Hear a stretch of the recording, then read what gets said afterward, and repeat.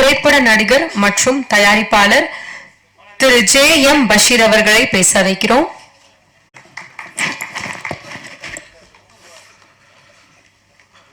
அனைவருக்கும் மாலை வணக்கம்.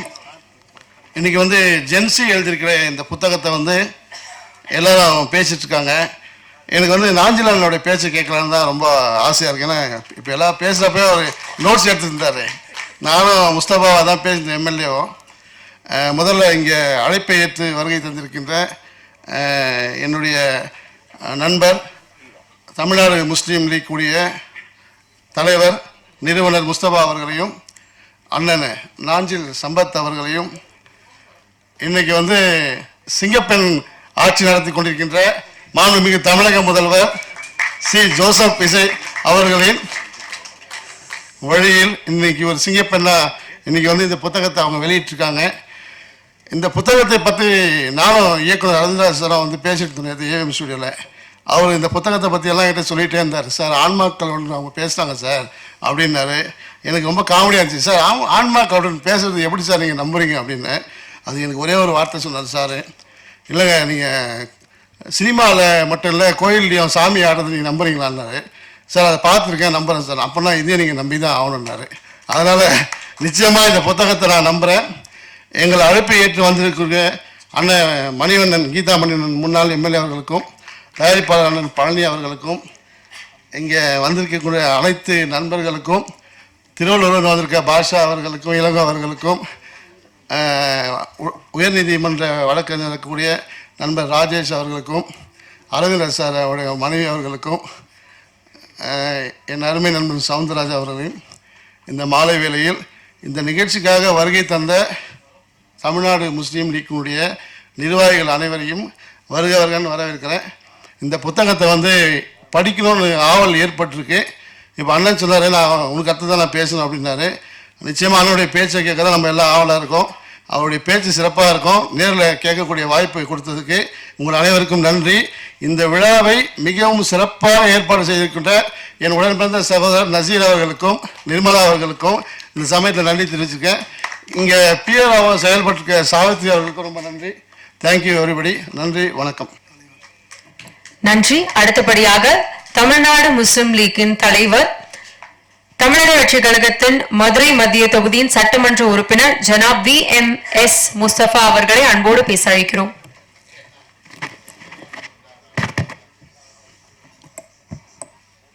மதுரை மத்திய எம்எல்ஏ,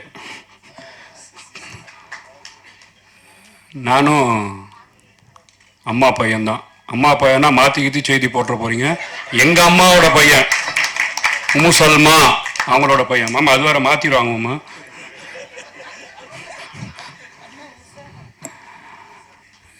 இந்த நிகழ்ச்சி மிக மகிழ்ச்சியாக எழுச்சியாக நடந்து கொண்டிருக்கின்றது. நான் ஒரு இறை நம்பிக்கையாளர். ஒரு இறை நம்பிக்கை சார்ந்த புத்தகமாக இது நான் பார்த்துருக்குறேன். நான் புத்தகத்தில் 560 பக்கம் முந்தானத்தான் கொடுத்தாங்க. சத்தியமாக முழுசாக படிக்க முடியாது. இதை முழுசாக படிச்சிருக்கோன்னா எங்கள் நாஞ்சில் சம்பத் அண்ணன் மட்டும்தான் படிச்சிருக்க முடியும். அவர் படுத்துக்கிட்டே படிப்பார். அவர் கூட ஒரு 38 தொடர் பயணம் மேற்கொண்டேன். 2017 நினைக்கிறேன். ஒவ்வொரு ரூமில் போனாலும் எப்போவுமே அவர்கிட்ட அந்த ஆண்ட்ராய்டு ஃபோன் கூட இருக்காது. நீங்கள் பாருங்களேன், இவர் பட்டன் ஃபோன் வச்சுருப்பார். என்ன மாமா படிச்சுட்டு இருக்கிறேன். படிக்கக்கூடிய அந்த 560 புத்தகத்தை, இந்த பக்கத்தை படிக்கக்கூடிய ஆற்றல் படித்து அவரை தான் இருக்கும்னு நினைக்கிறேன். அவர் தான் இதை முழுமையாக பேச முடியும். இன்னொன்று கேட்டிங்கன்னா, ரொம்ப ராசியான மனிதர். 2016 டிசம்பர் மாதம், நவம்பர் மாதம் 22ஆம் தேதி நான் ஒரு அமைப்பு ஆரம்பித்தேன். தமிழ்நாடு முஸ்லீம் லீக்குன்னு சொல்லி நான் ஒரு நிறுவனராக இருந்து அதை தொடங்கி வைத்தவர் மரியாதைக்குரிய நாஞ்சில் சம்பத் அவர்கள். இன்றைக்கி நான் சட்டமன்ற உறுப்பினராக இருக்கிறேன். அதே மாதிரி இது ஜென்சி ஆட்சி, ஜென்சியின் புத்தகம், முதல் புத்தகத்தை வெளியிடுறாங்க. மிகப்பெரிய ராசியானவர் தொடங்கி வைக்கிறார். கையில் புத்தகத்தை வாங்கிட்டார். மேலோங்கி மேலோங்கி மேலோங்கி சொல்லக்கூடிய வாய்ப்பு அதிகமாக இருக்கும் என்பதை இந்த இடத்தில் நான் பதிவு செய்ய கடமைப்பட்டிருக்கின்றேன். எண்ணிய முடிதல் வேண்டும், நல்லவை எண்ணம் வேண்டும், திண்ணிய நெஞ்சம் வேண்டும், தெளிந்த நல் அறிவு வேண்டும், பண்ணிய பாவம் எல்லாம் பணிது முன் பணியைப் போல நன்மும் நிற்போக்கென்றும் நசுத்திட வேண்டும் இறைவா என்று இறைவாவை புகழ்ந்து இங்கே வந்திருக்கின்ற சட்டமன்ற உறுப்பினர்களும் அரசியல் கட்சி தலைவர்களையும் இயக்குநர்களையும் நடிகர்களையும் ஆன்றோர்களும் சான்றோர்களையும் பொதுமக்களுக்கும் மாலை நேர வணக்கத்தை சொல்லி, என்னப்பா இப்போதான் பேச ஆரம்பிக்கிறியா, இது முன்னாடி பேசி முடிக்க போகிறோன்னு நினச்சிட்டு நான் முடிச்சிடறேன், கண்டிப்பாக அவர் தான் பேசுவார். ரொம்ப அருமையான புத்தகங்க.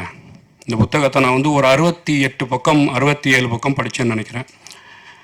அதுக்கப்புறமா சாராம்சம் இப்போ போட்ட வீடியோ ஜென்சி மேடமோட வந்து பேசும்போது இருக்கக்கூடிய நிறைய விஷயத்தை உள்வாங்கினேன். ஒரு பெண் அந்த போராட்டத்தை எப்படி வந்து பிரசவிக்கும் போது என்ன அன்பை பெறுறாங்களோ, எந்த வலியை பெறுறாங்களோ, எந்த வேதனையை பெறுறாங்களோ, எந்த போராட்டத்தை பெறுறாங்களோ, இதையெல்லாம் பெற்றாலும் அந்த பெண் குழந்தையின் அழுகை சத்தம் கேட்கும்போது ரொம்ப இனிமையான சிரிப்பை கொடுக்குற மாதிரி இந்த புத்தகம் நம்மளுக்கு சிரிப்பை தரும் என்பதை நான் தெரிவித்துக் கொள்கின்றேன். இந்த புத்தகத்தின் நோக்கம் பெண்கள் எந்த அளவு பாதிக்கப்படுறாங்க, எந்த அளவு இந்த விஷயத்தில் வந்து கஷ்டத்தையும் நஷ்டத்தையும் அனுபவிக்கிறாங்க, அதை வந்து முழு நோக்கத்தோடு இந்த புத்தகம் எழுதியிருக்கிறாங்க. அது மட்டும் இல்லாமல் இந்த புத்தகம் தென்னாட்டு சிவனே போற்றி எந்நாட்டு இறைவா போற்றி என்ற சிவபெருமானை பிரார்த்திக்க இருக்கின்றது. இந்த புத்தகம் இயேசுவின் ரத்தம் ஜெயம், இயேசுவின் ரத்தம் ஜெயம் எந்த பகவத்கீதை ஏற்றுக்கொள்கின்றதோ, எந்த புனித குரான் ஏற்றுக்கொள்கின்றதோ, இயேசு பிரானை போதித்திருக்கின்றது. அதையெல்லாம் தாண்டி இந்த புத்தகம் உங்களுக்கு தெரியுமோ தெரியாது தெரியல, இறை வசனத்தில் இருக்கக்கூடிய செய்தியை இந்த ஜெயன்சி அவர்கள் வெளிப்படுத்தி இருக்கின்றார்கள்.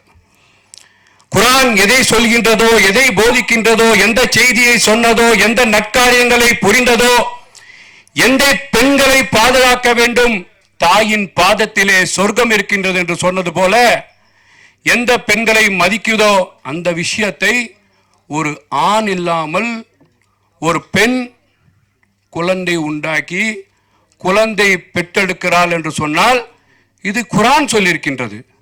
மரியம் அலைஹிஸ்ஸலாம் பலஸ்தீன்ல, நான் பலஸ்தீன் அந்த இடத்துக்கு போயிருக்கிறேன், பலஸ்தீன்ல ஆண் துணை இல்லாமல் ஈசாவை பெற்றெடுத்தார் என்ற உண்மை செய்தியை இவங்க நினைச்சிட்டு இருக்கிறாங்க. நான் வந்து கற்பனையாக கொடுத்த செய்தியை சொன்னு சொல்லி குரான் இருக்கக்கூடிய உண்மை செய்தியை ரொம்ப அழகாக தத்துரியமாக ஒரு சாமர்த்தியமாக புரியும் பக்கத்தில் இதை வந்து வெளிப்படுத்தி இருக்கிறாங்க.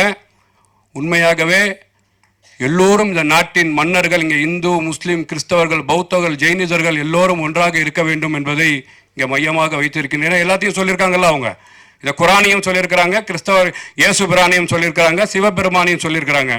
இதையெல்லாம் தாண்டி நாட்டில் இருக்கக்கூடிய முதலமைச்சர் அவர்கள் யார் வரப்போறா, எப்படி வரப்போறார், கோட்டு போட போறாரா, நிறைய விஷயத்தை வந்து அதில் வந்து வெளிப்படுத்தி சொல்லியிருக்கிறது அந்த புத்தகம். எல்லோரும் ஒன்றுதான் என்பதற்கு நான் ஒரு சிறு 2-3 உதாரணத்தை சொல்லி நான் முடிச்சிடுறேங்க. நாங்கள் காபத்துல்லாவுக்கு போவோம், மக்காவுக்கு. லப்பைக் லப்பைக் அல்லாஹும்ம லப்பைக், இறைவா இறைவா உன்னிடம் வரேன், உன்னை நாடி வரேன், உன்னை தேடி வரேன், புனித யாத்திரைக்கு வரேன், புனித ஹஜ்ஜி செய்ய வரேன்னு சொல்லி. நீங்கள் கொஞ்சம் யோசிச்சு பாருங்க, நாங்கள் ஹஜ்ஜி செய்ய போகும்போது கீழே வெள்ளை ஆடையும் மேலே வெள்ளை ஆடையும் உடுத்துவோம். ஆனால் எங்கள் இந்து சமுதாய மக்கள், எங்கள் தமிழ் சமுதாய மக்கள், நீங்கள் கோவிலுக்கு போகணுன்னா நம்ம பார்ப்போம். நான் ஒரு சமுதாயத்தின் பேரை சொல்ல விரும்பல, நீங்கள் குருவாயூர் கோவிலுக்கெல்லாம் போங்க, நேற்று சிஎம் சார் போன கோவிலுக்கெல்லாம் போங்க, மேலே கீழே வெள்ளையும் மேலே வெள்ளையும் உடுத்தக்கூடிய அந்த ட்ரெஸ் கோடு வந்து எங்கேருந்து வந்ததுன்னு சொன்னால், நீங்கள் சொல்லக்கூடிய பிரம்மா என்று போதிக்கிறீர்கள், அவர்கள் அப்ரஹாம் என்று போதிக்கிறார்கள், நாங்கள் இப்ராஹிம் என்று போதிக்கின்றோம். அந்த கலாச்சாரத்தில் எல்லாம் ஒன்றுதான் என்று அந்த வடிவிலே தெசூர்வம் உருவாயிருக்கின்றது. நாங்கள் காபத்துல்லாவை ஹராம் என்று ஒரு வார்த்தையை சொல்வோம். ஹரம் என்றால் பார்சியின் வார்த்தை. ஹரம்னா என்ன? நாங்கள் இப்போ எங்கே போறீங்க? ஹரம்க்கு போகிறோம். அண்ணா முடிச்சிடுறேண்ணே, ஒரு 2 நிமிஷத்தில் முடிச்சிடுறேன். ஹரம்க்கு போவோம். ஹரம்னா என்ன? பார்சி, ஈரானிய மொழி. உயிரினத்தை கொல்ல தடை செய்யப்பட்ட பகுதி. அப்போ உயிரினத்தை கொல்ல தடை செய்யப்பட்ட பகுதினா நாங்கள் காபத்துல்லாவோட புனித ஸ்தலத்துக்குள்ள அந்த தொழுவதற்கும் ஓதுவதற்கும் ஹஜ்ஜி செய்வதற்கும் உம்ரா செய்வதற்கும் போறோம் சொன்னா அங்க உயிரினத்தை கொல்ல தடைப்பட்டு இருக்கின்றது. ஆனால் இங்க இருக்கக்கூடிய ஒரு சமுதாயத்தின் பகுதி அக்ரஹாரம் உயிரினத்தை கொல்ல தடை செய்யப்பட்ட பகுதி என்று சொன்னால் அன்று நாள் முதல் இன்று நாள் வரை இந்து முஸ்லிம் கிறிஸ்தவர்கள் அந்த ஆதாம் ஏவாள் வழியில தான் வந்திருக்கின்றார்கள் என்பதுதான் நிதர்சனமான உண்மை. அந்த உண்மையை தான் இந்த மார்க்கமும் இந்த இந்து சமய அறமும் இந்த கிறிஸ்தவ சமுதாய அறமும் நம்மளுக்கு சொல்லி தந்திருக்கின்றது. இது மட்டும் இல்லாமல் அந்த இப்ராஹிம் என்று சொல்லக்கூடியவர் பிரம்மா என்று போதிக்கின்றார்கள். இப்ராஹிம் அவங்களுக்கு இருக்கக்கூடிய மனைவி காயத்ரி என்று சொல்லக்கூடியவர்களை ஹாஜிராமா என்று போதிக்கிறார்கள். அவர் இருக்கக்கூடிய சாரா என்றவர்கள் வத்தி என்ற கிராமத்தில் பிறந்தாராம். சாராவத்தி, அவர் சரஸ்வதி என்று போதிக்கின்றார்கள். ஆக மொத்தத்தில் இந்து முஸ்லிம் கிறிஸ்தவர்கள் எல்லாம் ஒரு சமுதாயத்தினரே, மனித குலத்தை சேர்ந்தவரே. அததான் ஹானபல் சீஃப் மினிஸ்டர் மரியாதைக்குரிய எங்கள் அண்ணன் விஜய் சார் அவர்கள் இந்த தமிழ்நாட்டிலே நல்லாட்சியை தந்து பிறப்புக்கும் எல்லா உயிருக்கும் தென்னாட்டு சிவனே போற்றி எந்நாட்டு இறைவா போற்றி இயேசுவின் ரத்தம் ஜெயம் அல்லாஹு அக்பர் எல்லோரும் ஒன்றுன்னு சொல்லி ஒரு சிறப்பான ஆட்சியை தந்திருக்கின்றார்கள். வாய்ப்பளித்த அத்தனை நல்லுள்ளங்களுக்கும் நன்றி பாராட்டி விடைபெறுகிறேன். இந்த புத்தகம் ஆசிரியர் அவர்கள் ஜான்சி அவர்கள் மேலும் மேலும் உயர எல்லாம் வல்ல இறைவனை பிரார்த்திக்கிறேன் என்று கூறி வாய்ப்பளித்த அன்று நன்றி விடைபெறுகிறேன். நன்றி, வணக்கம். நன்றி சார். அடுத்தபடியாக சொல்லின் செல்வர் திரு நாஞ்சில் சம்பத் அவர்களை அன்போடு பேச அழைக்கிறோம். தமிழே உயிரே வணக்கம், தாய் பிள்ளை உறவம்மா உனக்கும் எனக்கும். ஒரு வரலாற்று பெருமை உள்ள பிரசாத் அரங்கில் தங்கை ஜென்சி அவர்கள் எழுதியிருக்கின்ற இந்த அற்புதமான படைப்பு அன்பு அம்மாவும் அக்கு ஆன்மாக்களும் என்கிற இந்த நூலை அறிமுகம் செய்கின்ற இந்த நிகழ்வில் எளியவன் நான் கலந்து கொண்டு கடமையாற்ற வாய்ப்பின் வாசலை திறந்து வைத்த என் உயிர் தம்பி உயர்நீதிமன்ற வழக்கறிஞர் ராஜேஷ் அவர்களுக்கு முதலில் நன்றி தெரிவித்துக் கொள்கிறேன். ஒரு புத்தக வெளியீட்டு விழா என்பது என்னுடைய பயணத்தில் நான் விரும்பி ஏற்றுக்கொள்கிற ஒரு நிகழ்ச்சி. புத்தக வெளியீட்டு விழா தமிழ்நாட்டில் வாசிக்கிற தளம் தரைமட்டமாகி கொண்டிருக்கிறது. யோசிக்கிற மனிதர்கள் அருகி கொண்டிருக்கிறார்கள். மானிடம் நொண்டுகிறது. மனிதாபிமானத்தின் கொடி அரைக்கம்பத்தில் பறக்கிறது. இந்த சூழலில் இந்த புத்தகத்தை இங்கே அறிமுகம் செய்கிற வாய்ப்பை நான் பெற்றிருக்கிறேன். ஒரு பெண்ணுரிமைக்கான குரல் இந்த புத்தகத்தில் விரவி கிடக்கிறது, நிரவி கிடக்கிறது. ஒரு ஆணாதிக்க சமூகம்தான் இந்த சமூகம். தமிழ் கற்றவர்கள் இங்கிருந்தால் கவலையோடு ஒன்றை பதிவு செய்கிறேன். பாரதி புதுமை பெண்களை கொண்டாடியவன். ஆணுக்கு பெண் சமம் என்று கும்மி அடிக்க சொன்னவன். சட்டங்கள் செய்வதும் பட்டங்கள் செய்வதும் இங்கே பெண்களாலே என்றும் பாடியவன். அவன் பெண்களை பாடினான், பெண்ணுரிமைக்காக குரல் கொடுத்தான் என்று பேசப்படுகிற அதே பாரதி பாஞ்சாலி சபதத்தில் பாஞ்சாலியை சூதுக்கு பணயமாக வைத்து தோற்றான். பாண்டவர்கள் தோற்றார்கள். அப்பொழுது பாரதி பேசுகிறான், பெட்டை புலம்பல் பிறர்க்கு துணையாமோ என்று கேட்கிறான். தமிழ் கற்ற பேரறிஞர்கள் கூட இதை சிந்தித்திருக்க மாட்டார்கள் என்று நான் கருதுகிறேன். பெட்டை புலம்பல் பிறர்க்கு துணையாமோ என்று பெண்ணுரிமையை பேச வந்த மகா கவிஞன் பாரதி அந்த இடத்தில் சறுக்கி விழுந்து விடுகிறான். ஆகவே இது ஒரு ஆணாதிக்க சமூகம்தான். இதிலே பாரதியும் விதிவிலக்கில்லை, பாரதிதாசனும் விதிவிலக்கில்லை. ஆகவே ஒரு இலக்கியம் படித்தவன், தமிழ் கற்றவன் என்ற தகுதியில் இன்றைக்கு ஜென்சி எழுதியிருக்க இந்த புத்தகம் ஆனந்தரங்கம் பிள்ளை டைரி என்று பாண்டிச்சேரியில் ஆனந்தரங்கம் பிள்ளை எழுதிய டைரி புத்தகமாக வந்தது. ஜென்சிக்கு வாய்ப்பு கிடைத்தால் அது கிடைக்குமா என்று பாருங்கள். அந்த ஆனந்தரங்கம் பிள்ளை டைரி குறிப்பிற்கு பிறகு நாட்குறிப்பு ஒரு புத்தகமாக வந்திருக்கிறது என்றால் ஜென்சியினுடைய இந்த புத்தகம் தான் என்பதை இங்கே பதிவு செய்கிறோம். அவர்களுடைய நாட்குறிப்பே புத்தகமாக இங்கே மலர்ந்திருக்கிறது. அவர்கள் ஒரு 3.5 வயதாக இருக்கும் பொழுதே ஒரு சபிக்கப்பட்ட சமூகத்தினுடைய எல்லா வலிகளையும் உள்வாங்கிக் கொண்டவர்கள் எழுதியிருக்கிறார்கள்.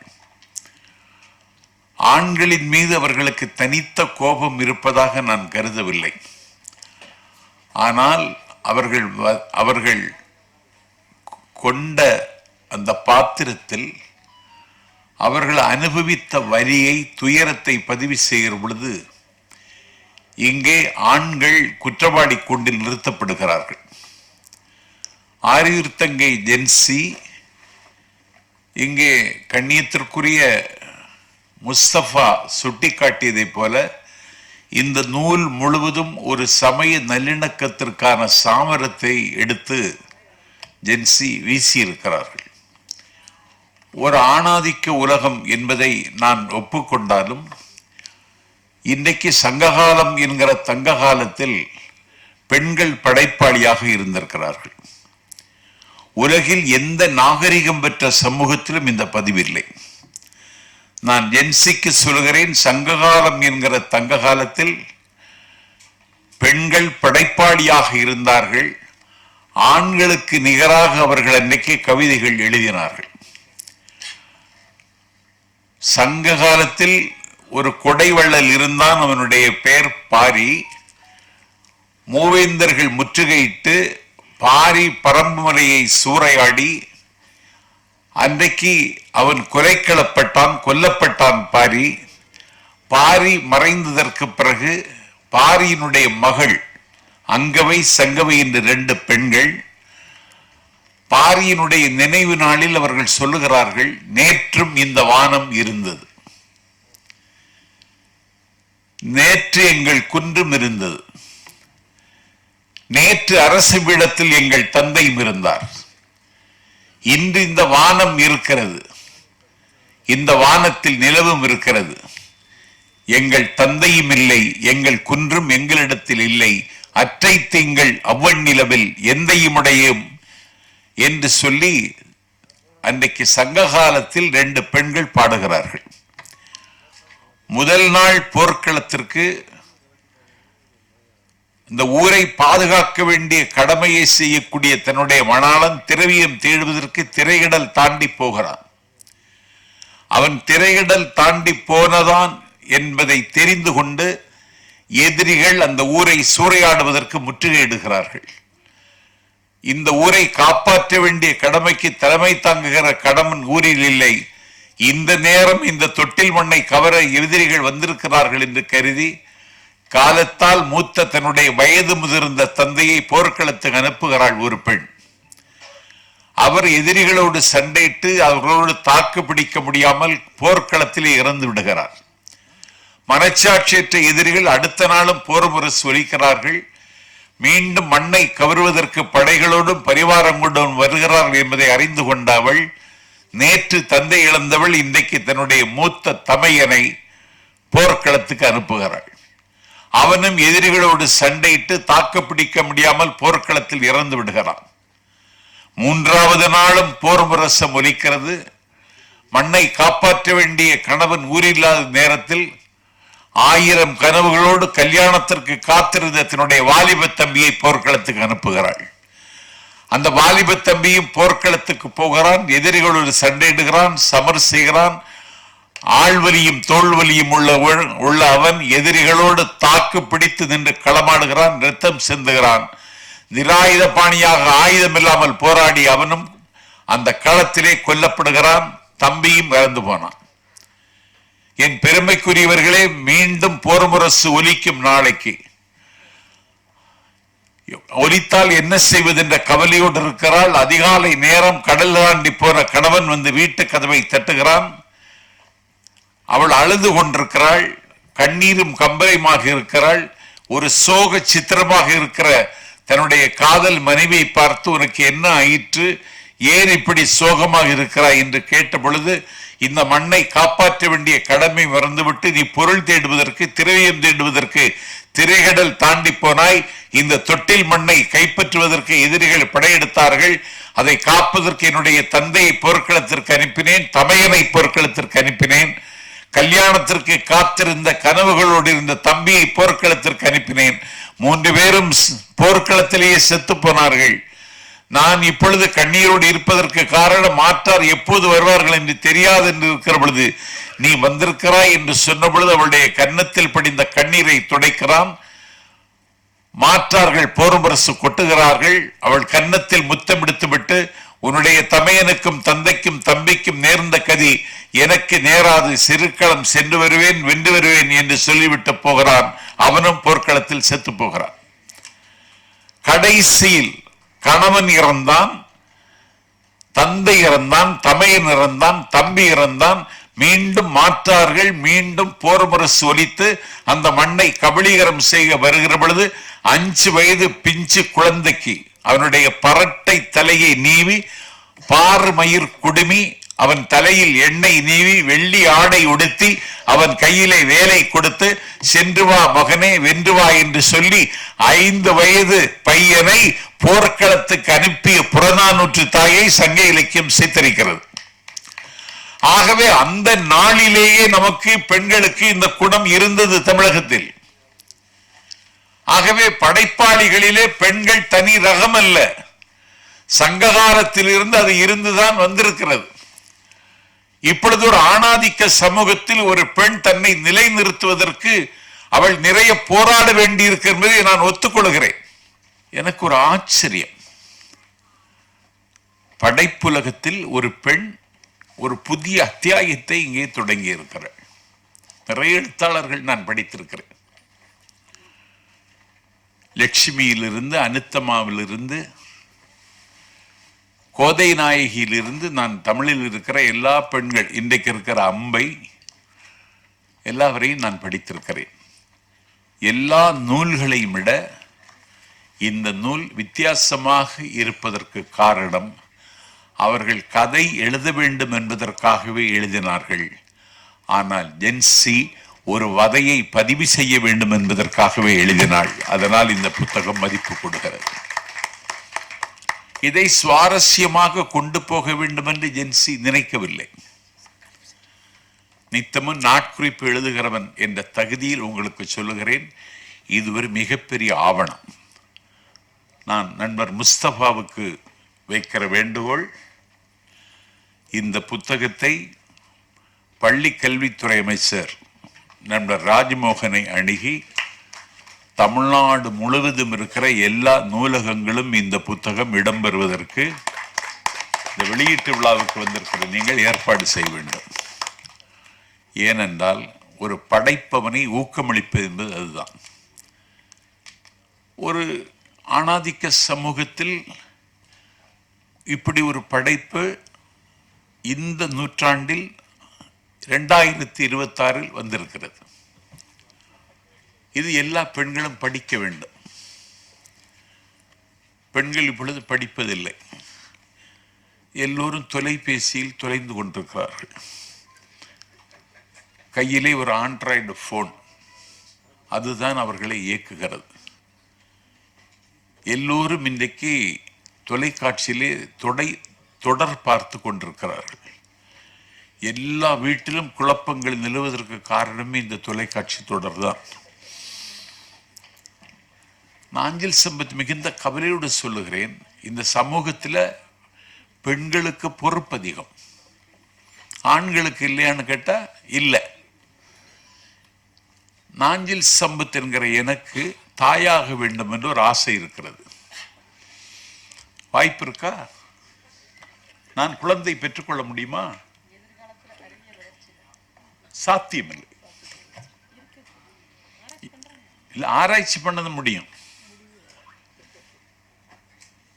இன்னைக்கு பிசிக்கலாகவும் சைக்கலாஜிக்கலாகவும் பெண்கள் ஆண்களை விட வலிமை உள்ளவர்கள். இன்னும் கொஞ்ச நாள் போனால் ஜென்சி கவலைப்பட வேண்டாம், ஆண்கள் உங்களிடமிருந்து உரிமை கேட்கிற நாள் வரும். அப்படித்தான் வரும். ஆனா மானிடர்க்கென்று பேச்சுப்படில் நான் வாழுகில்லேன் என்று ஒருத்தி பாடினாள். அவளுடைய பெயர் தான் ஆண்டாள். ஒரு ஆணுக்குத்தான் என்னை கல்யாணம் செய்து கொடுக்க வேண்டும் என்று ஒரு தீர்மானம் உங்களுக்கு இருக்குமானால், ஒரு ஆணோடு வாழ்வதற்கு நான் விரும்பவில்லை என்று முதலில் சொன்னவள் ஆண்டாள் தான். அந்த ஆண்டாள் தன்னுடைய பாசுரத்தில் ஒரு ஆணுக்கு நான் வாழ்க்கைப்பட மாட்டேன் என்று சொல்லி, நான் கல்யாணம் செய்து கொண்டால் கண்ணனைத்தான் கல்யாணம் செய்து கொள்வேன் என்று சொல்லி கண்ணனோடு கல்யாணம் நடப்பதாக கனவு கண்டு தன்னுடைய பாசுரத்தில் அவள் பதிவு செய்தாள். அந்த ஆண்டாளுக்கு இருந்த மனோநிலை ஜென்சிக்கு இருப்பதை நான் இந்த புத்தகத்தை வாசித்ததற்கு பிறகு உணர்கிறேன். ஒரு ஆன்மா என்கிறீர்களே, எனக்கு அதில நம்பிக்கை இல்லை. முதல்ல நான் ஜென்சிக்கு சொல்வது, பெண்கள் ஏன் அடிமையானாள் என்ற ஒரு புத்தகத்தை பெரியார் எழுதியிருக்கிறார். படிச்சிருக்கீங்களா? படிக்கல, வாங்கி முதல்ல படிங்க. பெண்கள் ஏன் அடிமையானாள், பெண் ஏன் அடிமையானாள் ஒரு புத்தகம் பெரியார் எழுதியிருக்கிறார். அந்த புத்தகத்தை படிச்சா உங்களுக்கே ஒரு தெளிவு வந்துடும். இந்த இருவேறு சமூகமாக இருக்கிற ஆணையும் பெண்ணையும் ஒன்றாக பார்த்த ஒரே சிந்தனையாளர் உலகத்தில் தந்தை பெரியார் தான். இன்னைக்கு நீங்க போடுகிற ட்ரெஸ் இருக்க, சுடிதார், நீங்க போடுகிற நைட்டி, விதவிதமான கால் சட்டைகள் எல்லாம் இன்றைக்கு நீங்கள் அணிந்து கொள்ளுகிறீர்கள் என்றால், இப்படி அணிகிற ஒரு நாள் வரும் என்று எழுதியவன் பெரியார் தான். அது மட்டுமல்ல, டெஸ்ட் டியூப் சைல்டு என்று சொல்லி ஐவிஎஃப் சிஸ்டத்தில் இன்றைக்கு நிறைய கடை திறக்கிற மாதிரி திறக்கிறான் மெட்ராஸிலேயே, இன்ஃபர்டிலிட்டி சென்டர்னு. இந்த இன்ஃபர்டிலிட்டி சென்டர்ல இப்படி வரும் என்று அன்றைக்கே எழுதியவர் பெரியார் தான். இன்னும் சொல்ல போனால், தொட்டிலில் கிடந்த பொழுது பூமி உருண்டை பற்றி கவலைப்பட்ட பெரியார் தான் பெண்களுக்காக இந்த நாட்டில் சிந்தித்து அதை நடைமுறைப்படுத்த வேண்டும் என்று நினைத்த தலைவர் உலகத்திலே பெரியார் மட்டும்தான். அந்த பெரியாரை வாசித்தால் ஜென்சிக்கு இன்னும் தெளிவு வரும். ஒரு ஆணுக்கு ஒரு பெண்ணை அடக்கி ஆள வேண்டும் என்கிற ஆசை இருக்கலாம், அவன் அதிகாரம் இருக்கிறது என்று கருதி கொள்ளலாம். அந்த அதிகாரம் அவனுக்கு இல்லை என்று முதலில் புலப்படுத்தியவரும் தந்தை பெரியார் தான். ஆகவே நீங்கள் வதைப்பட்டிருக்கிறீர்கள், நீங்கள் ஒரு வலியை அனுபவித்திருக்கிறீர்கள். மூன்றாவதாக பிறந்த குழந்தையை நீங்கள் காலனுக்கு பரிசாக கொடுத்திருக்கிறீர்கள். அந்த பிரசவ வலியினால் ஏற்படக்கூடிய அவதியை நீங்கள் இங்கே பதிவு செய்திருக்கிறீர்கள். ஒரு பிள்ளை பேர் என்பது இன்னொரு பேரு தான், அதை நீங்கள் அங்கே அழகாக பதிவு செய்திருக்கிறீர்கள். ஒரு மாணிக்க வாசகர் என்கிற திருவாசகம் தந்தவர் குற்றாலத்திற்கு போகிறார். அங்கே இருக்கிற சிவரை கண்களிக்க காணுகிறார். சிவன் அவரிடத்தில் கேட்கிறான், உனக்கு என்ன வேண்டும் என்று. உனக்கு என்ன வேணும் அப்படின்னு கேட்கிறார். இன்றைக்கு என்ன வேண்டும் என்று கேட்டால் எதையெல்லாமோ எதிர்பார்த்து காத்திருக்கிற இந்த சமூகம், இப்பொழுது 6 சிலிண்டர் வேண்டும் என்பதுதான் இப்பொழுது தமிழ்நாட்டின் மிகப்பெரிய கோரிக்கை. ஆனா என்ன வேண்டும் என்று சிவபெருமான் மாணிக்க வாசகரிடத்தில் கேட்கிறான். மாணிக்க வாசகர் சொல்லுகிறார், உற்றாரை யான் வேண்டேன். உற்றார்னா யாரு? சொந்தக்காரங்க. சொந்தக்காரர்கள் எனக்கு வேண்டாம். அவங்க எப்படிதான் இருப்பாங்க. நாஞ்சில் சம்பத்து சொற்பொழிவாளன். நான் தமிழ்நாட்டில் 42 முதல் பரிசு பெற்ற பேச்சாளன். நான் உலக நாடுகள் சுற்றுகிறவன். நான் அடுத்த திங்கள் அமெரிக்கா போகிறேன், அதற்கு அடுத்த திங்கள் ஆஸ்திரேலியா போகிறேன். ஆனா எங்க ஊர்ல என்னுடைய சித்தி, என்னுடைய அம்மாவனுடைய கூட பிறந்த கடைசி சித்தி, இவனை யாரு கூப்பிடுறான்னு கேட்கிறான். இதுதான் சொந்தம். உற்றார். உற்றார் இப்படிதான் இருப்பாங்க. உற்றாரை யான் வேண்டேன், கற்றாரை யான் வேண்டேன். படிச்சவனை நம்பலாமா? எல்லா மோசடிகளிலும் ஈடுபடுகிறவன் அவன் தான். இந்தியாவினுடைய ரகசியத்தை அந்நிய நாட்டுக்கு காட்டி கொடுத்தவன் படிக்காதவனா? இந்திய ராணுவ ரகசியங்களை வெளிநாட்டுக்கு விற்றவன் படிக்காதவனா? இன்னும் சொல்ல போனால் இந்தியாவினுடைய கோபுர பெருமை குட்டிச்சுவராக்கியவன் படிக்காதவனா? எல்லாரும் படித்தவன் தான். கல்லாதவனை விட கற்றவன் தான் பெரிய குற்றவாளி. ஆனா கற்றாரை யான் வேண்டேன், உற்றாரை யான் வேண்டேன், கற்றாரை யான் வேண்டேன், ஊர் வேண்டேன். பைபிள்ல ஒரு வசனம் வரும், தீர்க்க தரிசிகளுக்கு சொந்த ஊர்ல மரியாதை இருக்காது. பைபிள்ல வசனம். ஊர்ல மதிக்க மாட்டான். இவன் ஊரெல்லாம் போய் ஜெபம் செய்வான். அவன் ஊர்ல ஒருத்தனுக்கு காய்ச்சல்னா இவன் ஜெபம் செய்து அவனை ஏத்துக்கிட மாட்டான். ஊர் வேண்டேன், பேர் வேண்டேன். இப்ப முஸ்தபா மாமா சட்டமன்ற உறுப்பினர்.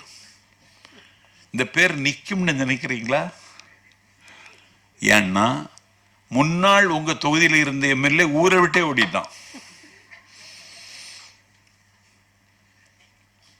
இந்த பேர் நிக்காது. அதிகாரம் ஆற்றங்கரையின் மரமும் அரசரையை வீற்றிருந்த வாழ்வும் நிக்காது. பேர் நிக்காது. எத்தனை பேருக்கு முன்னாள் அமைச்சர்கள் இப்ப ஞாபகம் இருக்கு சொல்லுங்க? ஞாபகம் இருக்காது. உற்றாரை யான் வேண்டேன், ஊர் வேண்டேன், பேர் வேண்டேன். இந்த பேரும் நிக்காது. அதிகாரத்தில் இருந்தா கொண்டாடுவான், அதிகாரம் இல்லை அம்மனமாயிட்டான்னா விட்டுருவான். அப்ப அவன்கிட்ட கேட்டான், சிவபெருமான் கேட்டான், நீங்க சிவபெருமானை பற்றி இங்க சுட்டதுனால சொல்றேன், உனக்கு என்னடா வேணும்னு கேட்டான் சிவபெருமான். மாணிக்க வாசகன் சொன்னான், கற்றாவின் மனம் போல கசிந்துருக வேண்டுவனேன்னு.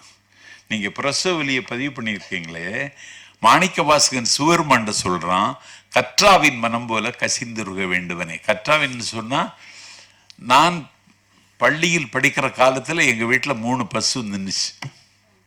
எங்க வீடு பண்ணை வீடு, எங்க கிராமத்துல. இப்ப எங்க வீட்டுல பசு இல்லை.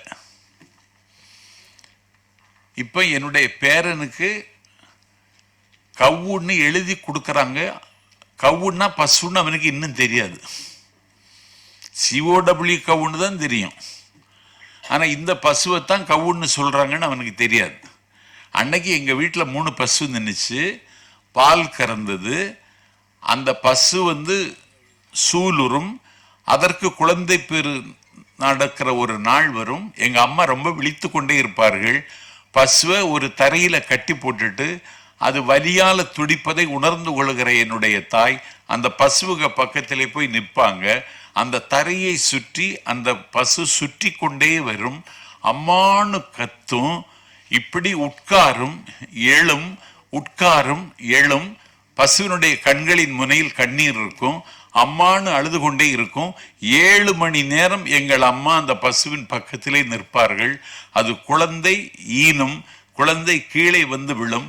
அந்த குழந்தையினுடைய உடம்பில் இரத்தம், நிணம், பழுப்பு, ஷீல் எல்லாம் வலு வலு வலுன்னு இருக்கும். அந்த பசுவே அது போட்ட கன்றினுடைய மேலிருந்த இரத்தத்தையும் நிணத்தையும் அழுக்கையும் நக்கி நக்கி துடைக்கும். ஒரு 7 மணி நேரம் போராடி பெற்ற தன் குழந்தையின் உடம்பில் இருந்த நிணத்தையும் அழுக்கையும் கழிவையும் நக்கி நக்கி துடைத்து ஒரு அன்றலர்ந்த மலர் போல அந்த பசு அந்த கன்றுக்குட்டி மாறும். அந்த கன்றுக்குட்டி அது பால் ஊட்டும். இதை பார்த்து கொண்டு மாணிக்கவாசகர் சொல்லுகிறார், இந்த கன்று போட்ட பசுவுக்கு எவ்வளவு இரக்கம் இருக்கிறதோ அந்த இரக்கத்தை எனக்கு தா அப்படின்னு சொல்லி சிவபெருமான கேட்கிறார். அப்பொழுது வலி என்பது மனித குலத்தில் மனிதனுக்கு மட்டும் இல்லை, நுண்ணுயிரும் சேர்ந்துதான் இந்த உலகம். இன்றைக்கு எழுத வேண்டிய எழுத்தாளர், உங்களுக்கே சொல்றேன், இந்த நாட்டில் இனிமேல் எழுத வேண்டிய எழுத்துக்கள் பூத்து வருகிற புதிய தலைமுறை ஆற்றுப்படுத்துவது, ஜென்சி தலைமுறைக்கு ஆற்றுப்படுத்துவது மட்டுமல்ல, இந்த பூவுலகத்தை பாதுகாக்க வேண்டிய கடமை நமக்கு இன்றைக்கு இருக்கிறது. இதை உங்கள் அனுபவ பிழிவாக நான் கருதுகிறேன். ஒரு எழுத்து என்பது அனுபவங்களின் பதிவாக இருக்குமானால் அந்த எழுத்திற்கு மிக விலை அதிகம். நீங்கள் மகாத்மா காந்தியினுடைய சுயசரிதையை படித்தால் கண்ணீர் வந்துவிடும். மகாத்மா காந்தி அதை வெளிப்படையாக எழுதினார். தான் செய்த தவறுகளை அவர் ஒப்புக்கொண்டார். அதனால்தான் அவருக்கு மகாத்மான்னு பேரு. உங்கள் அப்பாச்சியை, உங்கள் அம்மாயியை, உங்களை ஆளாக்கி அழகு பார்த்த அப்பாவை நீங்கள் ஆராதனை செய்கிறீர்கள். உங்கள் தோழிகளை மறக்காமல் நீங்கள் பதிவு செய்திருக்கிறீர்கள். பள்ளிக்கூடத்தில் நடந்த காம சேட்டைகளை கூட நீங்கள் பதிவு செய்ய தவறவில்லை. அப்படி என்றால் ஒரு அனுபவத்தை ஒரு நூலாக தருவதற்கு அறிவு மட்டும் வேண்டும் என்பதல்ல, துணிச்சல் வேண்டும். அந்த துணிச்சலின் அடையாளம்தான் ஜென்சி, அதுதான் இந்த புத்தகம் என்பதை நான் இங்கே மனதார ஒப்புக்கொள்கிறேன். இதை பதிவு செய்வதற்கு துணிச்சல் வேணும். மறைக்கப்பட வேண்டியதை என்று கருதுகிற ஒன்றும் இந்த உலகத்தில் இருக்க முடியாது. அப்படி ஒன்று இருக்கவே முடியாது. ஆகவே எல்லாவற்றையும் நீங்கள் பதிவு செய்தீர்கள். நான் கண்ணதாசனுடைய வனவாசத்தை படித்திருக்கிறேன். கண்ணதாசனுடைய மனவாசத்தையும் படித்திருக்கிறேன். காந்தியடிகளுடைய சுயசரிதையும் படித்திருக்கிறேன். அண்ணா தன் வரலாறு எழுதுதல் என்று அவருடைய அருந்தவ புதல்வர் CNA பரிமளம் எழுதிய புத்தகத்தை படித்திருக்கிறேன். அதில் எல்லாம் ஒரு லாங்குவேஜ் இருந்தது, மொழி இருந்தது. அந்த மொழி இதில் இல்லை என்பதுதான் இந்த புத்தகத்தில் இருக்கிற குற்றம்னு சொல்ல, குறைன்னு சொல்லல, அந்த லாங்குவேஜ் ஸ்டைலும்பாங்க, அது இதில் இல்லை. அது இன்றைக்கு தேவையில்லை. இன்றைக்கு பேசுகிற பேச்சிலேயே பாதி ஆங்கிலம் கலந்துதான் பேசுகிறார்கள். மேடை பேச்சிலேயே சில பேர் ஆங்கிலம் கலந்து துணிந்து பேசி விடுகிறார்கள். எங்கள் வீட்டில் இருக்கிற பாட்டியே ஏர்லி மார்னிங் தான் எழுந்திருக்கிறாள், காலையில் எழுந்திருப்பதில்லை. யாரும் இப்பொழுது பல் துலக்குவதில்லை, எல்லோரும் ஃப்ரெஷ் செய்கிறார்கள். ஆகவே ஒரு கலாச்சாரம் அதனுடைய மொழியை ஏதோ ஒரு வகையில் இழந்து கொண்டு வருகிறது ஒரு இனம். இதை தற்காத்து கொள்ள வேண்டும் என்கிற தவிப்பும் தாகமும் ஈழத்து மக்களுக்கு இருந்தது. அவர்களுக்கு இருக்கிறது என்கிற காரணத்தினால்தான் அவர்கள் மீது வல்லாதிக்கம் படையெடுத்தது. அவர்கள் கட்டி வைத்த 99 லட்சம் நூல்களை கொண்ட ஒரு நூலகத்தை சூறையாடினார்கள். நான் ஜென்சிக்கு ஆலோசனை சொல்வது எனக்கு பிடிக்காது. ஏன்னா எனக்கு யாராவது ஆலோசனை சொன்னால் நான் ஒப்புக்கொள்ள மாட்டேன். ஜென்சிக்கு நான் சொல்லுவது, உலகம் எந்த திசை நோக்கி போகிறது என்று அணுகுங்கள். உங்களுக்கு ஒரு மிகப்பெரிய ஆற்றல் உங்களுக்குள்ளே உறைந்திருக்கிறது. ஆன்மாவோடு பேசுவது என்பது அது ஒரு விளையாட்டு. ஒரு பகுத்தறிவாளன், ஒரு பெரியாரை வாசித்தவன், ஒரு கார்ல் மார்க்ஸை வாசித்தவன் அதை ஒப்புக்கொள்ள மாட்டான். ஆனால் அதிசயங்கள் நடக்கத்தான் செய்கிறது. GD நாயுடுன்னு ஒரு விஞ்ஞானி இருந்தார், பெரிய சயின்டிஸ்ட். இன்னைக்கு இருக்கிற சயின்டிஸ்ட காலம் அவர் பெரிய சயின்டிஸ்ட். கோயம்புத்தூர்லேருந்து பொள்ளாச்சி அவர் தான் முதல்ல பஸ் விட்டார். Practical scientist. அவர் அவருடைய நண்பர்களோடு பிலிப்பைன்ஸுக்கு படகில் பயணம் செய்தார்கள். படகு பிலிப்பைன்ஸுக்கு அருகில் போகிற பொழுது கவிழ்ந்தது. படகில் இருந்தவர்கள் எல்லாம் தண்ணீரில் விழுந்தார்கள். பிலிப்பைன்ஸ் அரசினுடைய கடலோர காவல் படை அவர்களை மீட்டது. ஆனால் கடலில் விழுந்த எல்லோருடைய உடம்பிலும் மீன் அவர்களை கடித்து குதிரை, உடம்பெல்லாம் இரத்த காயங்கள். ஜிடி நாயுடைய உடம்பில் மட்டும் எந்த காயமும் இல்லை. அப்பொழுது பத்திரிகை நிருபர்கள் அவரிடத்தில் கேட்டார்கள், எல்லோரையும் மீன் கடித்திருக்கிறது, உங்களை மட்டும் ஏன் கடிக்கவில்லை என்று கேட்டார்கள். அப்பொழுது ஜிடி நாயுடு சொன்னார், நான் மீனை கடிப்பதில்லை, மீன் என்னை கடிக்கவில்லை என்றார். இதுக்கு பேர் தான் ஆன்மா. ஆன்மாங்கிறது வேற ஒன்றும் இல்லை, அறம். இதுக்கு நிறைய புக்கெல்லாம் படிக்க வேண்டிய அவசியம் இல்லை. நீங்கள் அறத்தோடு வாழ்ந்தாலே அது உங்களுக்கு சாத்தியமாகிவிடும். இந்த ஜாதகம் ஜோசியம்னெல்லாம் சொல்கிறாங்களே, அறமாக இருக்கிறவன் சொல்கிறது பலிச்சிடும். சில பேர் காசுக்காகவே சொல்லுவான்.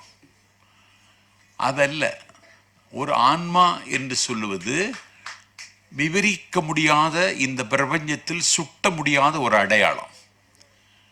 அது ஜென்சிக்கு இந்த வயதிலேயே வாய்த்திருக்கிறது. அதை அவர்கள் சுட்டுகிறார்கள். ஒரு தொலைநோக்கு பார்வை இல்லாவிட்டால் தீர்க்க தரிசனம் என்று சொல்வார்கள். இது அண்ணாவுக்கே இருந்தது. அண்ணா ஒரு புத்தகம் எழுதுகிறார். அந்த புத்தகத்தில் வெள்ளை மாளிகையிலிருந்து புத்தகத்துக்கு தலைப்பு. அந்த புத்தகத்தில் அண்ணா எழுதுகிறார், அந்த வெள்ளை மாளிகையில் என்கிற புத்தகத்தில் ஒரு கருப்பு நிறம் உள்ள நீக்ரோ ஒரு வெள்ளை திமிர் பிடித்த அமெரிக்காவில் அந்த நாட்டின் வெள்ளை மாளிகையில் அதிபராக வந்து உட்காருகிறான் என்று கற்பனை செய்து எழுதுகிறார். இது என்னடா, நிறத்திமிர் பிடித்த அமெரிக்கா, அங்க ஒரு கருப்பன் எப்படி அந்த நாட்டில் ஜனாதிபதி ஆக முடியும்னு கற்பனை செய்தால் கூட நமக்கு விடை கிடைக்காது. ஏன்னா அவ்வளவு நிறத்திமிர் இருந்தது. ஒரு மண் குடிசை, அதிலே தான் அவனுடைய வீடு, அதுதான் அவனுக்கு கூடு. அவனுக்கு வேலை மைதானங்களில், மந்தைகளில் குவிந்து கிடக்கக்கூடிய குப்பையிலே கிடக்கிற பழைய காகிதங்களை திரட்டி பழைய பேப்பர் விற்கிற கடையில் விற்று அதிலே கிடைக்கிற காசை வைத்துக்கொண்டு கால் வயிற்றை நிரப்புவது அவனுக்கு வாழ்க்கை. இப்படி அவன் மந்தைகளில், குப்பை வீடுகளில் பழைய காகிதங்களை பொறுக்கி விற்று வாழ்ந்து கொண்டிருக்கிறான். ஒரு நாள் மாலையில் அந்த காசை வைத்து ஒரு மாலை பத்திரிகை வாங்குகிறான். அதிலே ஒரு கருப்பு நீக்ரோ அழுது கொண்டு போகிறான். அதற்கு கீழே ஒரு செய்தி வருகிறது. என்னன்னா, அந்த கருப்பு நீக்ரோவை ஒரு வெள்ளை திமிர் பிடித்தவன் எட்டி உதைத்து விட்டான். அவன் கீழே விழுந்தான். விழுந்த உடனே எழுந்தான். என்னை ஏன் உதைத்தாய் என்று கேட்டான். அவன் சொன்னான், நாங்கள் உதைப்பதற்காகவே நீ பிறந்திருக்கிறாய், நாங்கள் உதைப்பதற்காகவே நீ சிருஷ்டிக்கப்பட்டிருக்கிறாய். அப்போது அவனுக்கு பயங்கரமாக வலித்தது. உடனடியாக நீதிமன்றத்தின் கதவை தட்டினான். அவன் உதைத்தது எனக்கு வலிக்கவில்லை, அவன் உரைத்தது எனக்கு வலிக்கிறது. நாங்கள் உதைப்பதற்காகவே நீங்கள் சிருஷ்டிக்கப்பட்டிருக்கிறோம் என்று அவன் சொன்னான். எனக்கு நீதி வேண்டும் என்று கேட்டான். நீதி வேண்டும் என்று நீதிமன்றத்தில் அவன் மனு கொடுத்ததற்கு பிறகு அவனுடைய மனு எடுத்துக்கொள்ளப்படவும் இல்லை, விவாதிக்கப்படவும் இல்லை. ஒரு நாள் நீதிமன்றத்தில் நின்று கதறினான்.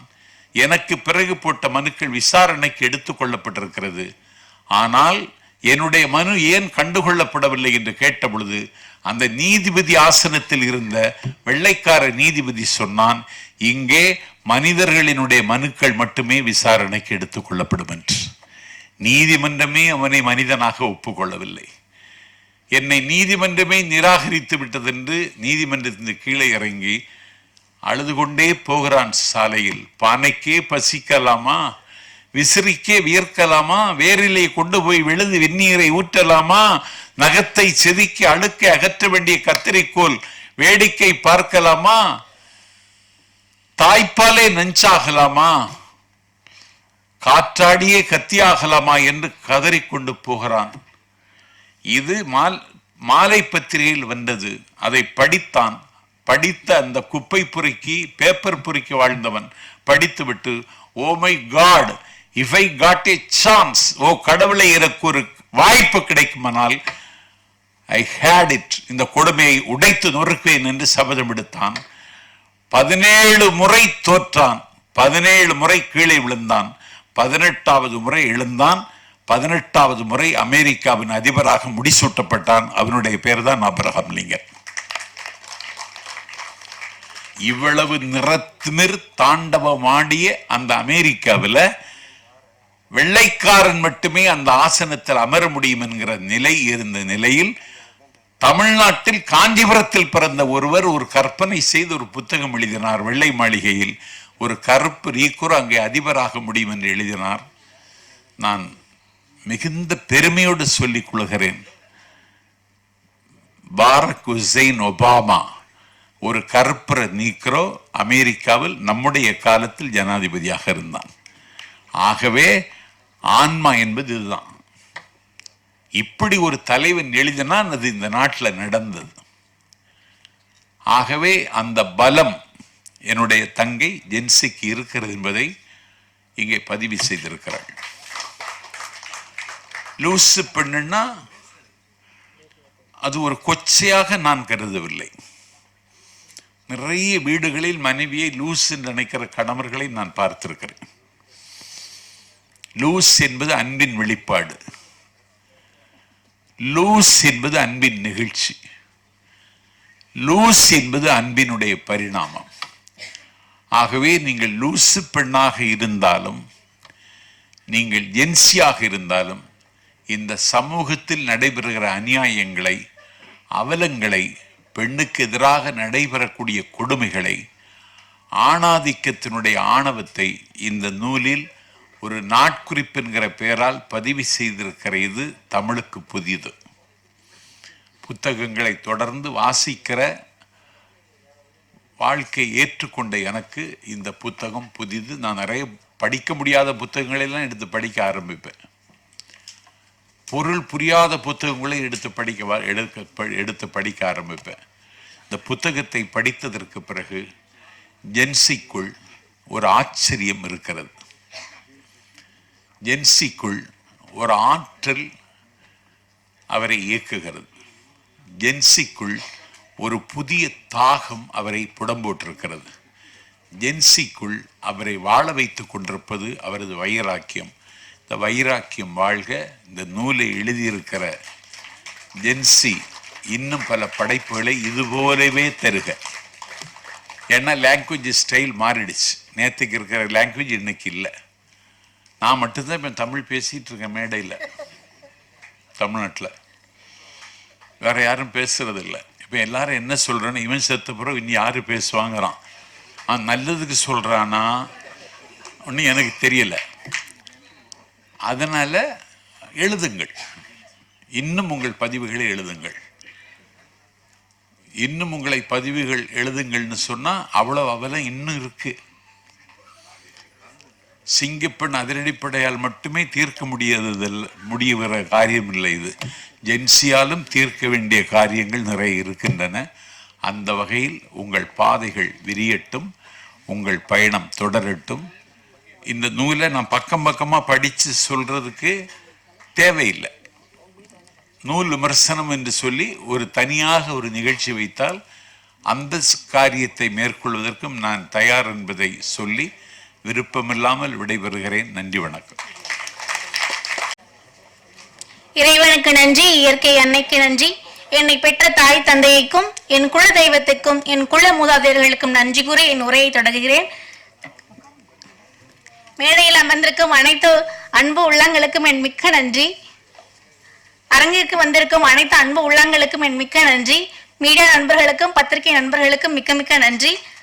அன்பு அம்மாவும் அக்கு ஆன்மாக்களும் என்ற நூல் வெளிவர காரணமாக இருந்தவர்கள் யாரு என்றால் அன்பு அம்மான்றது நான் கிடையாது. யாஸ்மின் பானு அப்படின்றவங்க திருநெல்வேலியை சார்ந்த ஒரு பெண். தனது 4வது பிரசவத்துல வீட்டு பிரசவத்துல இறந்து போனாங்க. என்னோட குழந்தையோட இறப்புக்கு முன் தான் அவங்களோட இறப்பு நடந்துச்சு. அப்போ நான் என்னோட தேடல் என்ன இருந்துச்சுன்னா, 1 நாள் வாழ்ந்த என்னோட குழந்தைக்கே வாழ்வின் நோக்கம் இருக்கும்போது அந்த அக்காவோட வாழ்வின் நோக்கம் என்ன நான் கண்டறியறதுக்காக பயணிக்கும் போதுதான் அந்த அக்கா எனக்கு கொடுத்த தகவல், தன்னோட குழந்தைகளுக்கு மெக்காலே கல்வி முறை கிடைக்க கூடாது, தமிழ் கல்வி முறையான பானு வீட்டு கல்வி முறை கிடைக்கணும் அப்படின்றதுக்காக தன் உயிரை இறைவன் கூப்பிட்ட உடனே போனவங்க தான் யாஸ்மின் பானு. அவங்க தான் அன்பு அம்மா. சோ தமிழ் மரபு மீட்டு வரணும் அப்படின்றதான் அவங்களோட வாழ்வின் நோக்கமே. இதற்காக பயணித்தவர்கள் தான் அந்த அக்கு ஆன்மாக்கள்ன்றது அக்கு பஞ்சர் மட்டும் கிடையாது. இறைவனை அடைவதற்கான வழியை காட்டி கொடுக்கும் ஆன்மாக்கள் தான் அக்கு அப்படின்றது. அன்புன்றவர் வேற யாருமே இல்லை, என் மகன் கிருபானந்த வாரியார் தான் அன்பு. நான் தேடி கண்டுபிடிச்சது பயணிக்கும் போது எனக்கு சித்தர்கள் வாழ்வியல் எதுவும் தெரியாது. நான் ஒரு கிறிஸ்தவ பெண், பிறவிகள் இல்லைன்னு நம்புற கிறிஸ்தவ மதத்துல இருந்து பிறவிகள் உண்டுன்னு நான் கண்டுபிடிச்ச ஆராய்ச்சியில எனக்கு ஒவ்வொருத்தரும் கொடுத்த தகவல்களா இது. ஒரு பெண்ணால எப்படி போராட முடியும் என்ன சொன்னாங்க மரபு வழி மருத்துவர்கள். உன் குழந்தை வீட்டுல இறந்துருச்சு, போராட்ட காலத்துல 10ஓட 11 நான் நெல்லுன்னு. ஆனா ஒரு இயற்கை விவசாயி அக்கு ஹீலர் லெனின் ஐயா எனக்கு சொல்லி கொடுத்தாரு, நீ எதுக்கு 10ஓட 11 நான் போராடணும், நீ ஒத்தாலா போராடு, பிரசவம்னா என்னன்னு உலகுக்கு உணர்த்தலாம், உனக்கு பரிசு நான் உனக்கு அண்ணன் தர்றேன்னாரு. எனக்கு அண்ணன் இல்ல, அதனால அண்ணன் சென்டிமெண்ட் ரொம்ப வீக். என்ன யாராவது தங்கச்சின்னு கூப்பிட்டா உயிரே கொடுப்பேன் அவருக்காக. நான் ஏதோ இவர் கதை சொல்றாருன்னு நினைச்சுக்கிட்டு இருந்தேன். ஆனா இல்ல, நீங்க நாவல படிக்கும் போது தெரியும் என்னோட அண்ணன் யாருன்னு உங்களுக்கு கண்டிப்பா நீங்க உணர்வீங்க. இந்த இடத்துல நான் உயிரோட நிக்கிறேன் அப்படிது காரணம் யாருன்னா எனது அக்குப்பஞ்சர் ஆசான் போஸ் கே முகமது மீரா ஐயா அவர்கள் தான். மருந்தும் மருத்துவமும் கோடிகளை கொள்ளையடிக்கிற இந்த காலத்துல எனக்கு ஆன்மீக சிகிச்சையா அவரோட இறையாண்மை வகுப்புல இலவசமா கொடுத்தாரு. நான் 12 மணிக்கு போன் பண்ணுவேன், 3 மணிக்கு போன் பண்ணுவேன், எனக்கு ஹீலிங் கொடுப்பாரு. ₹1 கூட அவர் என்கிட்ட வாங்கினதே இல்லை. என் ஆசான் இல்லைன்னா இந்த இடத்துல நான் இல்லைன்றத நான் உங்களுக்கு உணர்த்துகிறேன். இந்த இந்தியன் அக்கு பஞ்சர் அப்படின்றது எல்லாருக்கும் தெரியும், சைனா தான் அதோட தாயகம்னு இல்லவே இல்லை. தமிழ் மரபு தான் தாயகமே. அதற்கு உதாரணம் யாரு அப்படின்னு பாத்தீங்கன்னா பல்சூர் ரஹ்மான் ஐயா தான் இந்தியன் அக்கு பஞ்சரின் தந்தை. அவர் வெறும் இந்தியன் அக்கு பஞ்சர் மட்டும் கண்டுபிடிக்கல, அவர் ஒரு அலோபதி டாக்டர். ஒரு அலோபதி மருத்துவம் ஒரு நோயை முழுமையா குணமாக்காது, ஆணி வேற கண்டறிய முடியாது, தமிழ் மரபுதான் அதை கண்டறியணும்னு இந்தியன் அக்குபஞ்சரின் தந்தை தான் அவரு. அந்த அக்குபஞ்சர் மூலியமா நோயோட அடி வேற கண்டுபிடிக்கலாம். அது மட்டும் கிடையாது, உலகில் இருக்கிற எல்லா மரபு வழி மருத்துவங்களுக்கும் தாயகம் தமிழ் தான். இங்க நான் சொல்ல விரும்புறது என்னன்னா, இந்த புத்தகத்துல நான் என்னோட எழுத்து வடிவத்துல எழுதியிருக்கேன். எனக்கு தமிழ் மொழி பிடிக்காது, அதனாலே எனக்கு சின்ன வயசுல தமிழ் மொழி சுத்தமா பிடிக்காது. என்னைக்கு எனக்கு ஸ்டேஜ் கிடைக்குதோ அன்னைக்கு நான் இங்கிலீஷ்ல தான் பேசணும்னு சின்ன வயசுல இருந்தே நினைச்சுக்கிட்டு இருந்தேன். ஆனா இந்த புத்தகம் வெளிவரும்போது நான் இந்த புத்தகத்தை தமிழ் மக்களுக்கு ஒரு டெஸ்ட் வச்சேன். சிவன்டே சொன்னேன், புத்தகத்தை எழுதுறேன், புத்தகம் தமிழ் மக்களுக்கு போச்சுன்னா நான் தமிழ் அடுத்தடுத்து நான் எழுதுற நூட்கள் எல்லாமே தமிழ்ல இருக்கும். அப்படி இல்லைன்னா என்னோட ஃப்ரெண்ட்ஸ் சசானியால இருக்காங்க, சைனால இருக்காங்க, நான் அங்க போய் சேர்ந்துருவேன், அந்த உரையாடல தான் எழுதுவேன்னு. அதை எல்லாத்தையும் முறியடிச்சு கடைசி இந்த 2 புத்தகங்கள் சிவன் ராஜோதலுக்கு சித்தரையாவுக்கு நான் கொடுத்தேன். அவர் தன்னோட யோக சக்தியால் தவ ஆற்றலால் தமிழ் மக்களுக்கு இந்து தமிழ் திசை மூலம் கொண்டு சென்று சேர்த்தார். அதனால நான் இன்னைக்கு சொல்றேன், ஐயா கிட்ட என்னோட உரைநடை இதோட முடிஞ்சு. அடுத்து நான் கண்டிப்பா ஐயாவோட ஆசைப்படி ஜேன்சி தலைமுறை முற்றிலும் மாறப்பட்டு சங்ககாலத்துக்கு கொண்டு போய் சேர்வாங்க. சங்ககாலத்துல பெண்கள் உண்மையிலே படைப்பாளியாக இருந்தாங்க. அந்த காலத்துல பெண்கள் மரவுரி எண்ணெய் ஆடை, அரையுறை கொட்டைக்கரை பட்டாடைன்னு பல ஆடைகள் அணிஞ்சாங்க. அந்த ஆடைகள் மூலியமா அவங்களுக்கு நோய்கள் எதுவும் வரவே இல்லை. அதெல்லாம் சாத்தியமாகுமா நீங்க நினைக்கலாம், ஆனால் சாத்தியப்படும். ஏன்னா இது பொற்காலம், கண்டிப்பா சாத்தியப்படும். விவேகானந்தர் ஐயா அழகா சொல்லுவாரு, ஒருத்தர்கிட்ட உண்மையும் நேர்மையும் இருந்துச்சுன்னா இந்த உலகத்தையே வெல்லலாம். இன்னொன்னு சுயநலம் இல்லாம இருக்கணும். அப்படி இருக்கிற அவளது பிரபஞ்சத்தை எதிர்த்து நிற்க முடியும். தான் நினைத்த காரியத்தை செய்து முடிக்கும் ஆற்றல் அவருக்கு உண்டுன்னு. எனக்கு அரசியலும் தெரியாது, தமிழ் சினிமாவும் தெரியாது, இலக்கியமும் தெரியாது. எனக்கு என்ன தெரியும்னா ஹீலிங் தெரியும். என்கிட்ட உடைந்த உள்ளத்தோடு வருகிற மக்கள்கிட்ட தேத்தி தற்கொலை எண்ணம் இருந்துச்சுன்னா அதெல்லாம் மாத்தி அவங்க வாழ்வின் நோக்கம் என்னன்னு காட்டி வெற்றியாளர்களா மாத்த, இது மட்டும்தான் எனக்கு தெரியும். எனக்கு அரசியலும் தெரியாது, இலக்கியம் எதுவும் தெரியாது. ஆனா எனக்கு கற்றுக்கொள்கிறேன். என்ன சொல்ல விரும்புறேன் அப்படின்னா, இப்ப இருக்கிற மீடியாவுக்கு நான் என்ன சொல்றேன்னா, இப்ப ஆட்சியை பிடிச்சிருக்க இந்த கட்சி எதனால வந்துச்சு அப்படின்னா, ஒரு சினிமா மோகத்தால வந்துச்சு, ஒரு கவர்ச்சியால வந்துச்சு அப்படின்லாம் பல கதைகளை சொல்லுவாங்க. ஆனா கிடையாது. இப்பொழுது ஆட்சியில் இருக்கும் என் சகோதரர், இதற்கு பின் என் அன்பு குழந்தையின் இரத்த சரித்திரம் மறைந்திருக்கிறது, வழிகள் மறைந்திருக்கிறது. கலங்க மாட்டேன். நான் கலங்கினா என்னோட குழந்தைக்கு பிடிக்காதனால கலங்க மாட்டேன். என் அண்ணன் இருக்கிறார் என்னை பார்த்துக் கொள்வதற்கு. பெண்களின் வழிகளை அடியோடு அழிக்கிறதுக்கு என் அண்ணன் இருக்கிறார். ஆனா நம்பிக்கையோட நான் சொல்லுவேன், கவர்ச்சியாலையும் வரல. என் அண்ணன் நடிக்க தெரியாது, எனக்கும் நடிக்க தெரியாது. என் புத்தகத்தில் உண்மையும் நேர்மையும் சத்தியமும் மட்டுமே இருக்கிறது. இது வெறும் கற்பனை கதையா இருந்தா என்னைக்கோ காலத்தால் அடிக்கப்பட்டிருக்கும். ஆனா இது காலத்தால் அடிக்கப்படல, அது காவியமாக வந்து நிற்பதற்காகவே இங்கு ஆண்டோர்கள் சான்றோர்கள் முன்னிலையில் என் புத்தகம் வந்திருக்கிறது. நான் இந்த இடத்துல முருகப்பெருமானுக்கும் தமிழ் மொழிக்கும் தமிழ் மக்களிடம் மன்னிப்பு கேட்டுக்கொள்கிறேன். ஏன்னா நான் டெஸ்ட் தான் வச்சேன். எனக்கு வந்து கலைஞர் ஐயா தான் சொல்லி கொடுத்தாரு, நீ ஒரே ஒரு லெட்டர் எழுது, பர்சனலா எழுது, தமிழ்நாட்டு அரசு உன் வீட்டு வாசல் நிக்குன்னு சொன்னாங்க ஐயா. அப்ப நான் சொன்னேன் நான் எழுத மாட்டேன் அப்படின்னு. ஆனா ஒரு புத்தகம் தான் எழுதினேன், தமிழக அரசின் முன்னாலேயே அமர்ந்திருக்கிறது.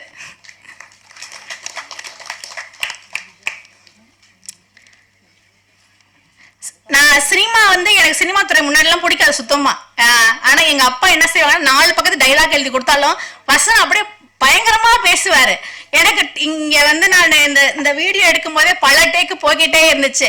அப்பதான் சினிமா துறை கலைஞர்களுக்கெல்லாம் பெரிய வணக்கம் தெரிவிச்சேன். அப்பா எப்படிதான் நடிக்கிறாங்களோ தெரியல அப்படின்னு சொல்லிட்டு. ஆத்மன் சிலம்பரசன் அவர்கள் உள்ளத்துக்கு நான் தலை வணங்குகிறேன். நான் இறைவன்கிட்ட பிரார்த்திக்கிறேன், அவர் மனம் விரும்பிய பொண்ணை மணந்து அவர் மகிழ்வுடன் வாழ நான் இறைவனை பிரார்த்திக்கிறேன்.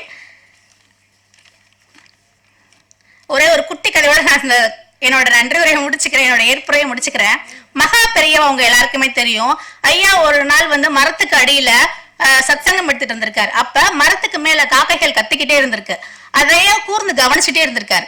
அப்போ ஒரு பக்தர் கேட்டிருக்காரு, ஏன் ஐயா நீங்க காக்கைய பாத்துக்கிட்டே இருக்கீங்க அப்படின்னு கேட்டதுக்கு மகா பெரியவா சொல்லியிருக்காங்க, அந்த காக்கை சொல்லுது, இங்க இருந்து பல கிலோமீட்டர் தூரத்துல ஒரு மாட்டு வண்டி போச்சு. அந்த மாட்டு வண்டியில இருக்கிற ஒரு வெள்ளைக்கட்டி துண்டு நிறைய கீழே கொட்டி கிடக்கு, ஒரு சாக்கு மூட்டை கீழே விழுந்துருச்சு, அதையெல்லாம் அங்கங்க கிடக்கு, எல்லா காக்கையிலும் வாங்க சேர்ந்து சாப்பிடலான்னு கூப்பிடுது அப்படின்னு சொல்லியிருக்காரு. இந்த பக்தருக்கு ஒரு சந்தேகம், போய் செக் பண்ணி பார்க்கலாம் அப்படின்னு சொல்லிட்டு அந்த கிலோமீட்டர் தூரத்துல போய் பார்க்கும்போது அங்க உண்மையிலே அந்த சாக்கு மூட்டையிலிருந்து வெள்ளைக்கட்டி துண்டுகள் சிந்தி சிந்தி கிடந்திருக்கு. அதை எல்லா காக்கைகளும் சேர்ந்து மகிழ்ச்சியா சாப்பிட்டுச்சான். பாருங்களேன், நம்மளெல்லாம் விட அறிவு கம்மி நினைச்சிட்டு இருக்க காக்கைகள் கூட தனக்கு கிடைக்கிற உணவை பகிர்ந்து உண்ணுது. நம்மளும் அன்பாவே இருப்போம், புதிய அன்புலகம் அமைப்போம். இப்ப இருக்க ஜென்சி கிட்ஸுக்காகவே நான் ஒண்ணு சொல்ல விரும்புறேன். என்னன்னா, எப்படி வேணாலும் வாழணும்ன்றது வாழ்க்கை கிடையாது, இப்படித்தான் வாழணும்னு வரைமுறையை விதித்து வாழணும். ஏன்னா உடலுக்கு தான் அழிவு, ஆன்மா அழிவற்றது. உங்கள் வாழ்வின் நோக்கத்தை அறிந்து நீங்க ராஜரிஷியாக வாழலாம். நம்ம எல்லாம் பார்ப்போம், ஹாலிவுட் படங்கள்ல மந்திரங்கள்லாம் சொல்லுவாங்க, பயங்கரமா இருக்கும். அந்த ஹாலிவுட் படங்கள் எல்லாமே பயங்கரமா சக்சஸ் ஆகும். ஆனா இங்க இருக்கிற தமிழ் சித்தாந்தத்தை அவங்க காப்பி அடிச்சுதான் அவ்வளவு பண்ணிக்கிட்டு இருக்காங்க. ஆனா நம்ம யாருமே அதை நம்ப கூட மாட்டோம். உடல் எப்படிங்க தன்னைத்தானே குணமாக்குன்னு கேள்விதான் கேட்டுக்கிட்டே இருக்கும். நிறைய புத்தகங்கள் படியுங்க, சங்ககால புத்தகங்கள் நிறைய இருக்கு, நிறைய கத்துக்கோங்க. வீட்டுக்கு ஒரு மருத்துவர்ன்றது என்னோட சித்தாந்தம் கிடையாது, ஒவ்வொருத்தரும் மருத்துவர் ஆகணும்ன்றதான். ஏன்னா சித்தர்கள் வாழ்வியலும் அதான் சொல்லுது, நம்ம ஒவ்வொருத்தருமே டாக்டர் ஆகணும். ஏன்னா 5 அறிவு உள்ள ஆடு மாடு எதுவுமே வந்து குறைபாடான குழந்தைகளை பெற்றுக்கிறதும் இல்லை, பிரசவத்துல வந்து இறக்குறதும் கிடையாது. அது அவ்வளவு தெளிவா இருக்கு. அதுக்கு உடலின் மொழி நல்லா தெரியுது. எந்த ஆஸ்பத்திரிக்கு போகுதா நாய் போறது இல்லை. ஆனா நம்ம அதை எல்லாத்தையும் மறந்துட்டோமே. எனக்கு இந்த மும்மொழி கொள்கை இரட்டை மொழி கொள்கை எல்லாம் கிடையாது. எல்லாரும் கத்துக்க வேண்டியது உடலின் மொழி, அதுக்கு பிறகு தாய்மொழி. இனி என்னோட வருகிற எல்லா நாட்களிலும் நான் உண்மையிலேயே தமிழ் உரைநடையிலேயே எழுதுவேன் என்று உறுதி கூறுகிறேன். எங்கள் அழைப்பை ஏற்று இந்த அரங்குக்கு வந்த அனைவருக்கும் நன்றி. இன்னொரு விஷயம் நான் சொல்லிக்கிறேன், நான் இந்த புத்தக திருவிழா ஏன் இவ்வளோ கிராண்டா கொண்டாடணும் அப்படின்னா, நான் இந்த புத்தகத்தை எழுதினதுக்கு அப்புறம் எழுத்தாளர்களோட வாழ்வில் என்னன்னு பார்த்தேன். எனக்கு ரொம்ப கஷ்டமா இருந்தது. என்னடா அது, ஒரு கதைக்கு எவ்வளவு வலிமை இருக்கு, எழுத்தாளர்கள்லாம் இவ்வளவு கஷ்டப்படுறாங்க, ஏன் புத்தகங்கள் இன்னும் மக்களை போய் சென்றடையல, ஏன் எல்லாரும் போன் பார்த்துக்கிட்டே இருக்காங்க அப்படின்ற தேடல் எனக்கு அதிகமா இருந்துச்சு. இதை எப்படியாவது நம்ம மாத்தி அமைக்கணும் அப்படின்றதுக்காக தான் இந்த புத்தக விழாவை இவ்வளவு விமர்சையா பண்ணது. ஏன்னா இனி வரும் காலங்கள் மாற்றப்பட வேண்டும். போனை பார்த்து பார்த்து அதுல மூழ்கி போற மக்கள் எல்லாரும் புத்தகத்தை பார்த்து பார்த்து புதிய உலகத்தை அமைக்கணும் அப்படின்றதான் என்னோட ஆசை, என்னோட விருப்பம். இதுல எனக்கு உறுதுணையாக இருந்தது யாருன்னு பாத்தீங்கன்னா, நான் பல இடங்கள்ல பயணிக்கும் போது ஒரு பெண்ணா உன்னால எப்படி பதிப்பகம் ஆரம்பிக்க முடியும், சமூகத்துக்கு கொண்டு போயிடுவேன், பல சவால்கள். ஆனா இறையருளின் துணையோடு எனக்கு கிடைத்தவர் தான் நிர்மலா அக்கா. நிர்மலா அக்கா மூலியமாக தான் இந்த புத்தகம் வந்து வெளியே விநியோகமா வந்தது. அதற்கு உறுதுணையாக வந்தவர் வந்து நசீர் அண்ணா தான்.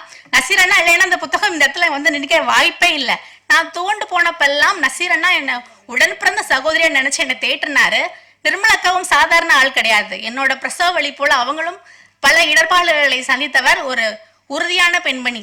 அந்த உறுதியான பெண்மணி மூலம் உலகத்துக்கெல்லாம் இந்த புத்தகம் சென்றடையுது. எனக்கு மிகவும் மகிழ்ச்சியாக இருக்கிறது. புதிய உலகம் அமைப்போம், அன்பில் ஆட்சி செய்வோம். அனைவருக்கும் நன்றி.